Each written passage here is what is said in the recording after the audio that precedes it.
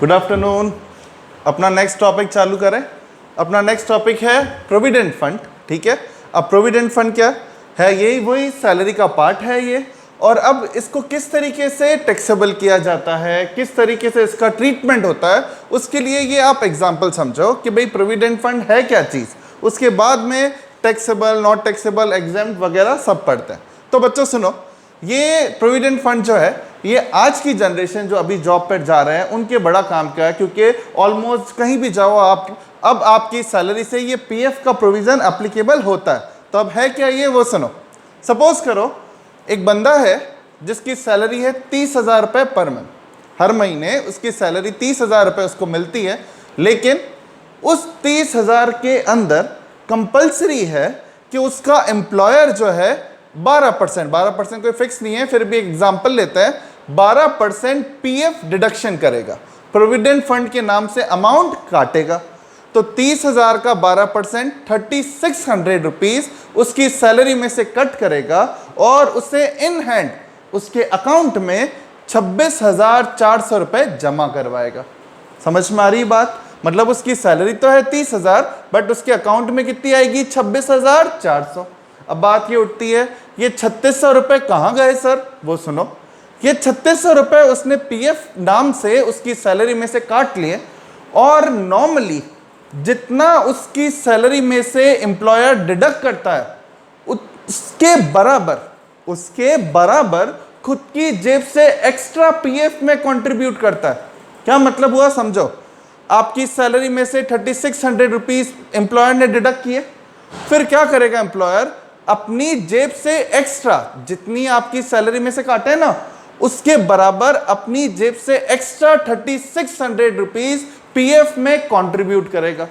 तो अब मेरी बात सुनो, आपके पीएफ क्या होता है? पीएफ आपके नाम का एक अकाउंट है। पीएफ आपके नाम का एक अकाउंट है जिसके अंदर आपके सैलरी में से जो पैसा डिडक्ट हुआ वो भी जाकर जमा हो जाएगा। ये एम्प्लॉयर का नहीं है, ये मत सोचना सर हमारे पैसे एम्प्लॉयर ने कैसे रख लिए। ये एम्प्लॉयर ने नहीं रखे, ये आपका ही अकाउंट है और आपके अकाउंट में ये पैसा जमा भी हो रहा है। आपकी सैलरी से जो 3600 डिडक्ट किए वो, प्लस खुद की पॉकेट से जो एक्स्ट्रा 3600 जो वो जमा करा रहा है वो, ये दोनों अमाउंट आपके उस पीएफ अकाउंट में जमा हो जाएंगे। तो मतलब खुद ने 3600 एक्स्ट्रा दिए, आपकी सैलरी में से 3600 काटे, तो आपके पीएफ अकाउंट में कितने रुपए जमा हो गए? 7200। मेरी बात समझ में आ रही है? तो बच्चों एक तरह से मैं आपको ये बोल सकता हूं कि आपकी सैलरी जो है वो 30,000 तो है डायरेक्ट, और 3600 जो है वो इनडायरेक्ट।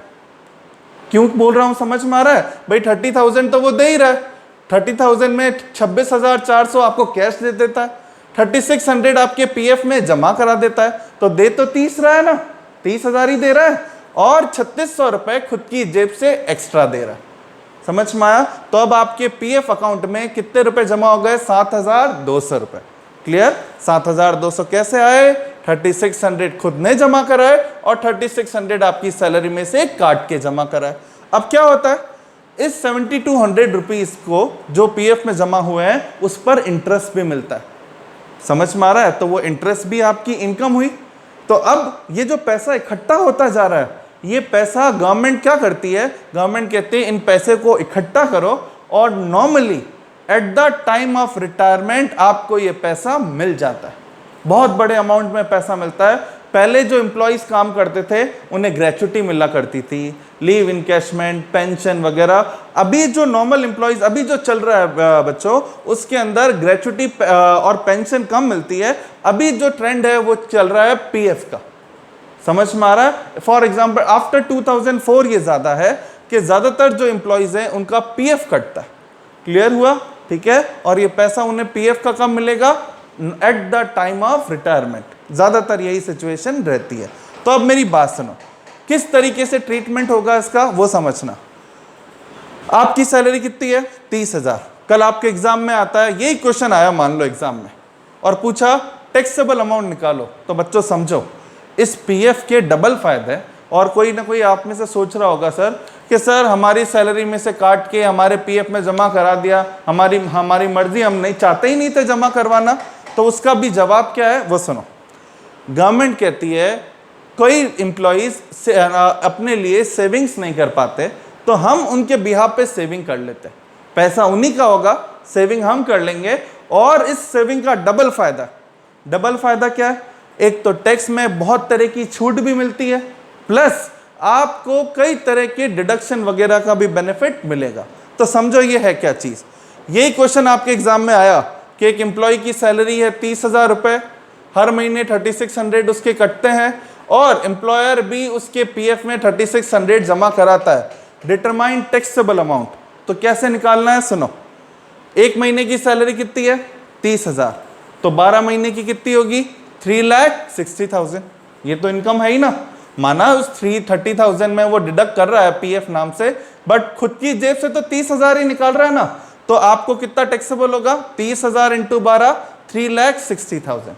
समझ में आ रहा है। अब आगे, अब 3,60,000 के अलावा एम्प्लॉयर ने एक्स्ट्रा 3,600 आपके पीएफ में और जमा करा, तो वो भी तो आपकी इनकम है ना, और जो चीज एम्प्लॉयर से मिलती है उस पर क्या देना है टैक्स।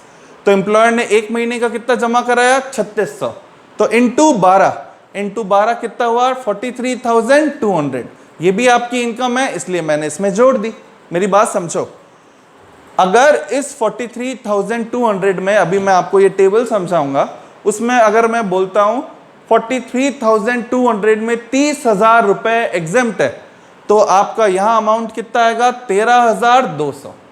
अगर मैं आपको बोलूंगा एम्प्लॉयर कंट्रीब्यूशन पूरा एग्जेम्प्ट है, तो यहां पर आएगा 0। समझ में आ रहा है ना। अपन उसी पे टैक्स लेते हैं जो टैक्सेबल अमाउंट होगा। टैक्सेबल अमाउंट मतलब क्या होता है, जो आपको मिला माइनस जितना अमाउंट एग्जेम्प्ट है। समझ में आ रहा है। तो आपकी सैलरी है 30,000 इंटू 12, 3,60,000 हो गया। एम्प्लॉयर ने अपनी जेब से 3,600 पर मंथ जमा कराया, तो 12 महीने के हो गए 43,200।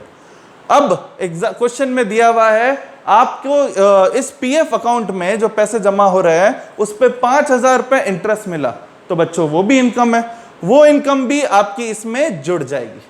ठीक है। और अगर मैं आपको इस टेबल में समझाऊंगा कि 5,000 में 4,000 एग्जेम्प्ट है, तो यहां पर कितना अमाउंट आएगा 1,000।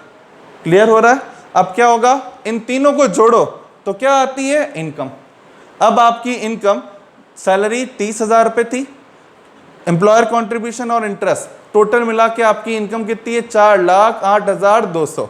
कुछ बच्चे सोच रहे होंगे वो एम्प्लॉय कंट्रीब्यूशन 3600 कहां गया, वो 3600 इस 30,000 का पार्ट है ना बच्चों, वो ऑलरेडी आ गया है।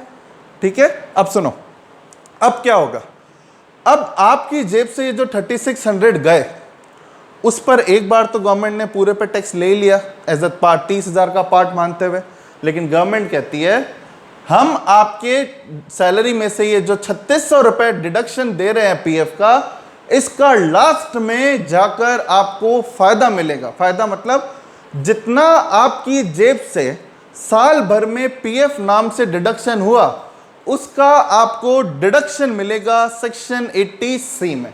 सेक्शन 80 आगे चल के आएगा बच्चों, डिडक्शन चैप्टर। उसमें यह होता है कि अगर गवर्नमेंट की बताई गई जगह पे हमारा पैसा लगता है तो उतने अमाउंट पे गवर्नमेंट टैक्स नहीं लेती।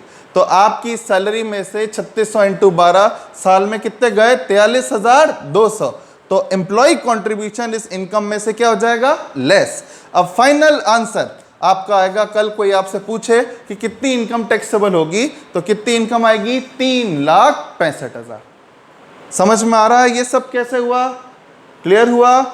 मेन बात क्या ध्यान रखनी है, वो यही ध्यान रखनी है आप लोगों को कि एम्प्लॉयर कंट्रीब्यूशन सैलरी के एक्स्ट्रा होता है, अगर एग्जम्प्ट है तो एग्जाम कर देंगे और टैक्सेबल है तो फिर पूरे पे टैक्स लेना ही है। और एम्प्लॉय कंट्रीब्यूशन का कौन से सेक्शन में डिडक्शन मिलता है 80C में। तो ये पीएफ का एग्जाम्पल था। अब इसको वापस अपन थियोरेटिकली समझते हैं, ढंग से समझना, इससे और क्लियर हो जाएगा आपको। देखो बच्चों, पीएफ इतने सारे तरह के नाम होते हैं। एक होता है SPF, RPF, ASF, PPF, URPF and USF. SPF का फुल फॉर्म होता है स्टैट्यूटरी प्रोविडेंट फंड। आरपीएफ का फुल फॉर्म होता है रिकॉग्नाइज्ड प्रोविडेंट फंड। एएसएफ का होता है approved statutory fund, superannuation fund. PPF का पब्लिक प्रोविडेंट फंड, और यूआरपीएफ यूएसएफ का नाम होता है अनरिकॉग्नाइज और अनअप्रूव्ड सुपर एन्युएशन फंड। ठीक है, मेरी बात सुनो, क्या है ये वो समझना जरूरी है। देखिए सबसे पहले आते हैं अपन इस एसपीएफ पे। ठीक है, एसपीएफ का स्टार्टिंग वर्ड किससे है? स्टैच्यूटरी। स्टैच्यूटरी प्रोविडेंट फंड मतलब वो फंड जो केवल जिसमें गवर्नमेंट एम्प्लॉय का पैसा जमा होता है। मतलब कल आपके एग्जाम में आए कि एम्प्लॉयर ने एसपीएफ में जमा कराया, तो देखते के साथ समझ जाना ये तो गवर्नमेंट एम्प्लॉय का क्वेश्चन है। ठीक है, तो गवर्नमेंट एम्प्लॉय के लिए कौन सा फंड होता है? एसपीएफ। नेक्स्ट, अगर वो प्राइवेट एम्प्लॉय है, तो प्राइवेट एम्प्लॉय है तो उसमें दो फंड होते हैं। एक का नाम होता है रिकॉग्नाइज्ड प्रोविडेंट फंड और एक का होता है अप्रूव्ड सुपर एन्युएशन फंड। एम्प्लॉयर की मर्जी है, दोनों में से आपका कोई भी अकाउंट बैंक में खुलवा देता है। क्लियर? तो प्राइवेट एम्प्लॉयज के लिए नॉर्मली होते हैं आरपीएफ एंड एएसएफ, और गवर्नमेंट एम्प्लॉय के लिए कौन सा होता है? एसपीएफ। समझ में आ रहा है? अब ये है पीपीएफ। ये पीपीएफ क्या होता है बच्चों? इसका फुल फॉर्म है पब्लिक प्रोविडेंट फंड। इसमें जॉब करने की जरूरत नहीं है।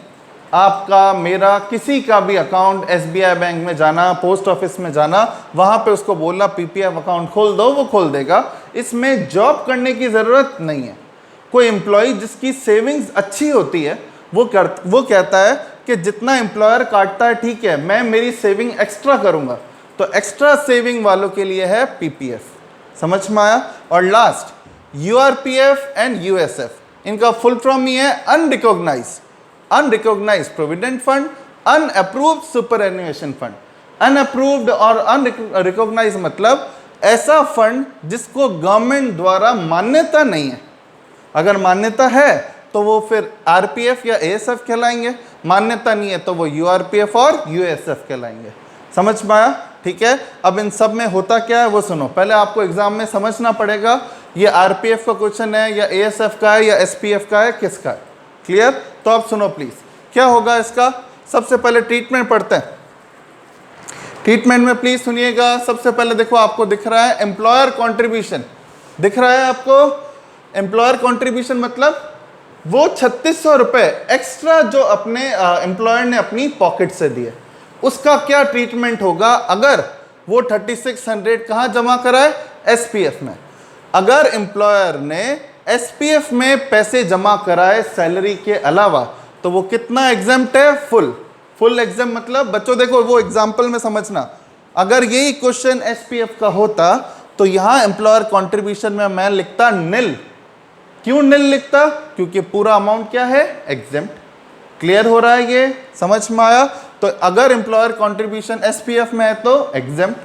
फिर आरपीएफ में कितना एग्जेम्प्ट है? Exempt up to 12% of salary मतलब वापस वही basic FDA plus % commission on sales. जो आपकी सैलरी है उसका 12% तक एग्जेम्प्ट है, ओवर एंड अबव टैक्सेबल है। क्या मतलब हुआ? अभी जैसे इसी एग्जांपल में समझो, मैंने इस एग्जांपल में 12% ही काटा था और एम्प्लॉयर द्वारा भी 12% ही जमा कराया, तो 12% तक क्या है? एग्जेम्प्ट। तो फिर यहां पर भी अमाउंट क्या आएगा? निल। क्यों निल आया? क्लियर हुआ? अगर यहां पर एम्प्लॉयर कंट्रीब्यूशन एग्जाम में दिया होता 50,000, तो आप कहते सर 12% तो होता है 43,200, जमा कराया 50,000, तो वो 6,800 रुपए जो है वो यहां पर आ जाते हैं, क्योंकि वो अमाउंट क्या होता है? टैक्सेबल। समझ में आ रहा है? आरपीएफ सबसे इंपॉर्टेंट है क्योंकि इसमें ट्रीटमेंट याद रखना पड़ेगा। तो आरपीएफ के अंदर क्या करना है? सैलरी का 12% तक एग्जेम्प्ट, उससे ज्यादा मिला तो टैक्सेबल। तीसरा एएसएफ, अप्रूव सुपर एन्युएशन में गवर्नमेंट कहती है साल की 1.5 लाख की छूट है। मतलब एम्प्लॉयर जो आपके फंड में जमा करा रहा है 1.5 लाख रुपए तक, उस पर कोई टैक्स नहीं लगेगा। जैसे इस एग्जांपल में वापस आओ, 1.5 लाख से कम ही तो है, 43,000 ही तो है, तो वापस यहाँ टैक्सेबल अमाउंट में क्या आएगा? निल आएगा। क्लियर हो रहा है ये? समझ में आया? क्लियर? तो ये था एम्प्लॉयर कॉन्ट्रीब्यूशन एएसएफ में। अब बात आती है पीपीएफ की। मैंने अभी क्या बोला? पीपीएफ में एम्प्लॉयर जमा नहीं कराता, तो यहां पे क्या लिखा है मैंने? Employer doesn't contribute. तो मतलब ही नहीं है वो पॉइंट पढ़ने से, पीपीएफ का क्वेश्चन आएगा ही नहीं। और लास्ट यूआरपीएफ, यूआरपीएफ या यूएसएफ फंड है, तो मैं ये नहीं बोल रहा हूं कि एग्जेम्प्ट होगा या टैक्सेबल होगा।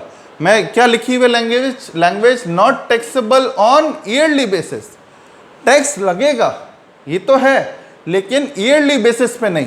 तो अब आप सोच रहे होगे ईयरली बेसिस पे नहीं तो कब मैं अभी बताऊंगा, लेकिन हर साल जो जमा कराते हो उस पर टैक्स नहीं लगेगा। तो इसके अंदर इसका आंसर भी अभी निल आएगा, लेकिन बाद में गवर्नमेंट छोड़ेगी नहीं। समझ में आ रहा है? क्लियर हुआ?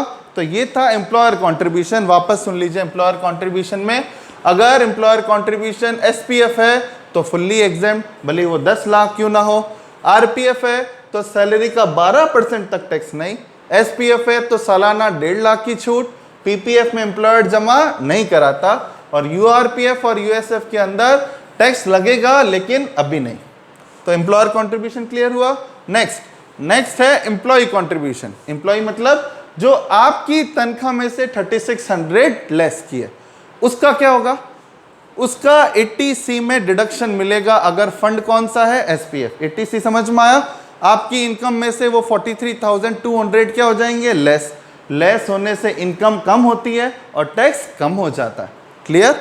सेम आरपीएफ में भी डिडक्शन मिलेगा 80C का, एएसएफ में भी मिलेगा और पीपीएफ में भी मिलेगा। पीपीएफ में एम्प्लॉय तो जमा करा ही सकता है ना, तो पीपीएफ में मिलेगा। लेकिन अगर फंड का नाम यूआरपीएफ है या यूएसएफ है तो डिडक्शन अलाउड नहीं होगा। मतलब इसी क्वेश्चन के अंदर अगर ये यूआरपीएफ का क्वेश्चन होता तो मैं 43,200 लेस नहीं करता, और अब आंसर क्या आता? 4,08,200 आता। समझ में आ रहा है? क्योंकि गवर्नमेंट कहती है जो फंड ही रिकॉग्नाइज नहीं है उसका हम डिडक्शन नहीं देंगे। क्लियर हो रहा है? तो ये था कौन सा टॉप? Employ contribution. तो एम्प्लॉयर कंट्रीब्यूशन समझ में आया, एम्प्लॉय कंट्रीब्यूशन क्लियर हुआ। अब तीसरा है इंटरेस्ट। जो आपने और जो एम्प्लॉयर ने मिलकर जमा करा है उस पर क्या मिलता है? इंटरेस्ट। अगर वो फंड का नाम है एसपीएफ तो फुल्ली एग्जेम्प्ट, मतलब वो जो 5,000 रुपये मैंने लिखे हैं वो 5,000 रुपये टैक्स नहीं लगेगा। अगर आरपीएफ है, आरपीएफ सबसे इंपॉर्टेंट है, आरपीएफ है तो 9.5% पर एनम, ये 9.5% ऑफ सैलरी नहीं है, इंटरेस्ट रेट है। 9.5% तक इंटरेस्ट रेट है तो एग्जेम्प्ट, 10% है तो टैक्सेबल। फॉर एग्जाम्पल बच्चों, अगर ये इंटरेस्ट 5,000 आया 10% की रेट से, तो 10 में से एग्जेम्प्ट तो 9.5 है। 9.5 होते हैं 4,750, तो 5,000 में 4,750 तो हो जाएगा एग्जेम्प्ट, और 250 रुपये क्या हो जाएगा? टैक्सेबल। क्लियर हो रहा है? ये कब होगा? जब कौन सा कॉन्ट्रीब्यूशन ना, जब फंड कौन सा हो? आरपीएफ। एएसएफ में फुल्ली एग्जेम्प्ट, कोई टैक्स नहीं लगेगा। पीपीएफ में फुल्ली एग्जेम्प्ट, कोई टैक्स नहीं लगेगा। और यूआरपीएफ है तो वापस देखो क्या लिखा हुआ है, not taxable on yearly basis, मतलब लगेगा लेकिन अभी नहीं। समझ में आया? कब? अभी आगे देखेंगे। तो 3 चीजें क्लियर हुई। अब लास्ट, आप एम्प्लॉयर ने जो जमा किया वो हो गया, आपने जो जमा किया वो हो गया, इंटरेस्ट जो मिला उसका भी समझ में आ गया। अब ये सारी माता फोड़ी क्यों? विड्रॉ करने के लिए। आज नहीं तो कल जब भी पैसों की जरूरत पड़ेगी तो फंड तो आपका ही है, ये पीएफ अकाउंट आपका ही है, उसमें क्या करोगे? विड्रॉ। अगर विड्रॉ एसपीएफ से करते हो तो गवर्नमेंट कहती है फुल्ली एग्जेम्प्ट, कोई टैक्स नहीं लगेगा। अगर विड्रॉ आरपीएफ से करते हो तो एग्जेम्प्ट तो है, लेकिन कितनी सिचुएशन है? 3। इन 3 में से कोई सिचुएशन एग्जाम में आए तो एग्जेम्प्ट, और इसके अलावा हो तो टैक्सेबल। 3 सिचुएशन में से क्या है? फर्स्ट सिचुएशन देखो यहाँ नोट 1 में लिखी हुई है। फर्स्ट सिचुएशन है if withdraw at the time of retirement और डेथ। रिटायरमेंट के समय या डेथ के बाद अगर पैसे विड्रॉ होते हैं कोई टैक्स नहीं लगेगा। Second, if withdraw after completing 5 years of service, एक बार 5 साल की नौकरी हो जाने दो, 5 साल के बाद विड्रॉ करना, कोई टैक्स नहीं लगेगा। और third, in case of change from one employer to other, आपकी जॉब चेंज हो गई, पहले आप आईसीआईसीआई बैंक में थे, अब आप एक्सिस बैंक में चले गए, तो आपका पीएफ अकाउंट चेंज हो गया क्योंकि एम्प्लॉयर चेंज हो गया, तो गवर्नमेंट कहती है इसको विड्रॉ मत मानो, ये तो जस्ट एम्प्लॉयर चेंज हुआ है, तो कोई टैक्स चार्ज नहीं होगा। क्लियर? तो ये ट्रीटमेंट किसका है? आरपीएफ का, जब विड्रॉ करेंगे। एएसएफ, एएसएफ से विड्रॉ करो कोई टैक्स नहीं, एग्जेम्प्ट। पीपीएफ से विड्रॉ करो फुल्ली एग्जेम्प्ट। और लास्ट यूआरपीएफ से विड्रॉ करोगे तो ये है नोट 2। ये नोट 2 बड़ा काम का है क्योंकि हमने अभी तक यूआरपीएफ वगैरह पे पहले टैक्स नहीं लिया। तो गवर्नमेंट पता है इस विड्रॉ का ही तो वेट कर रही थी कि जब वो पैसा निकालेगा तब एक साथ देख लेंगे। ना तो अभी तक एम्प्लॉयर कंट्रीब्यूशन पे टैक्स लिया और ना उसके इंटरेस्ट पे। समझ में आया? ठीक है, तो आप सुनो, ये नोट 2 है, इसका एग्जाम्पल, इसको समझना बच्चों। फॉर एग्जाम्पल इस यूआरपीएफ से आपको 20 लाख रुपए मिल रहे हैं। आपने इस पीएफ अकाउंट वाले से पूछा कि इस 20 लाख रुपए में किसका कितना अमाउंट है, तो उसने आपको बताया कि आपने ये जो 20 लाख रुपए यूआरपीएफ अकाउंट में जोड़े हैं उसमें 6 लाख रुपए तो एम्प्लॉयर ने जमा कराए थे, 6 लाख रुपए आपने जो जमा कराए वो है। आपने कहा ठीक है कि 6 लाख रुपए एम्प्लॉयर ने जमा कराए होंगे, 6 मैंने जमा कराए, बचे हुए 8 में उसने बताया कि 4 लाख रुपए तो इंटरेस्ट है जो इस एम्प्लॉयर के कंट्रीब्यूशन पे मिला और 4 लाख रुपए वो इंटरेस्ट है जो आपके पैसे जमा कराने पे मिला। तो ये किसका हिसाब हुआ? 20 लाख का। अब आप अपने मन में सोच रहे हो कि इस यूआरपीएफ अकाउंट से या यूएसएफ अकाउंट से जो ये 20 लाख मुझे मिल रहे हैं उसमें इस 6 लाख और 4 लाख का होगा क्या? तो समझो 20 में से ये जो 6 लाख हैं एम्प्लॉयर कंट्रीब्यूशन, आपके एग्जाम में आएगा वेरिफिकेशन, तो जो एम्प्लॉयर कंट्रीब्यूशन है उस पर अभी तक कोई टैक्स नहीं लगा। क्या लिखा हुआ है? Not taxable on yearly basis. अभी तक नहीं लगा ना, तो अब लग जाएगा। अब लग जाएगा मतलब कहाँ टैक्सेबल होगा? Taxable under the head salary. तो जब विड्रॉ करेंगे तो इस अमाउंट पर क्या देना पड़ेगा? टैक्स। क्लियर हुआ? अब आपके 6 लाख, आपके 6 लाख का गवर्नमेंट ने डिडक्शन अलाउड नहीं किया, मतलब आपकी इनकम में से ये लेस नहीं हुआ, नहीं हुआ ना। तो बच्चों अगर ये अमाउंट लेस नहीं हुआ तो ये अमाउंट इसमें जुड़ा हुआ है और इस पर आपने ऑलरेडी टैक्स दे दिया। समझ में आ रहा है मैं क्या बोल रहा हूं? सब लोगों को, बाकी सारे पीएफ्स को इस 43,000 का डिडक्शन मिला, इनकम में से कम हो गया और टैक्स नहीं देना पड़ा। बट अगर यूआरपीएफ है तो ये अमाउंट लेस नहीं हुआ, नहीं हुआ तो आप इस पर ऑलरेडी टैक्स दे चुके हो, तो अब नहीं दोगे। इसलिए मैंने क्या लिखा हुआ है? Not taxable. Third, interest on employer contribution. ये जो 6 लाख रुपए एम्प्लॉयर ने जमा करा है उस पर 4 लाख क्या मिल रहा है? इंटरेस्ट, जिस पर अभी तक टैक्स नहीं लगा। वो विड्रॉ का ही वेट कर रहे थे, पहले नहीं लगा, अब लगेगा। और कौन से हेड में टैक्सेबल होगा? सैलरी। क्यों सैलरी हेड लगा? क्योंकि जो कमाई एम्प्लॉयर की वजह से होती है वो सब कहाँ टैक्सेबल होती है? सैलरी हेड में। और लास्ट पॉइंट, वो जो 4 लाख रुपए आपके एम्प्लॉय कंट्रीब्यूशन के हैं उस पर क्या होगा? गवर्नमेंट कहती है ये आपके खुद के थे, आपकी मर्जी थी, आपने जैसे जमा कराया, टैक्स तो लगेगा क्योंकि पहले नहीं लगा था, लेकिन कौन से हेड में टैक्सेबल होगा? Other sources. ये एग्जाम में 3 to 4 टाइम्स मल्टीपल चॉइस में आया हुआ है, क्योंकि सब जैसे ही लोग एम्प्लॉय वर्ड सुनते हैं वो सैलरी हेड पे टिक कर देते हैं, लेकिन ये नहीं पता कि एम्प्लॉय कंट्रीब्यूशन का जो इंटरेस्ट होता है यूआरपीएफ और यूएसएफ वाला, वो कहाँ टैक्सेबल होता है? अदर सोर्सेस में। समझ में आ रहा है? तो अपन को क्या क्या सीखना है और क्या क्या समझना है? प्रोविडेंट फंड 5 इतने सारे तरह का होता है, जिसके अंदर किस किस चीज का ट्रीटमेंट याद रखना है?